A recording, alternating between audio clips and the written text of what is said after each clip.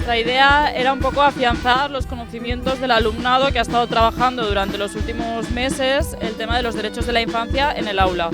Aprender a escribir, tener una identidad, el derecho de la educación, el derecho de la sanidad, derecho a la vida, derecho a la salud, ayudar a que todos tengamos los mismos derechos. El missatge que volem que aprendren és que s'estimen y que siguen empàtics, que s'ajuden, que compartisquen. Es muy importante porque además los niños, todo lo que sea fuera de la escuela, lo aprenden bastante mejor.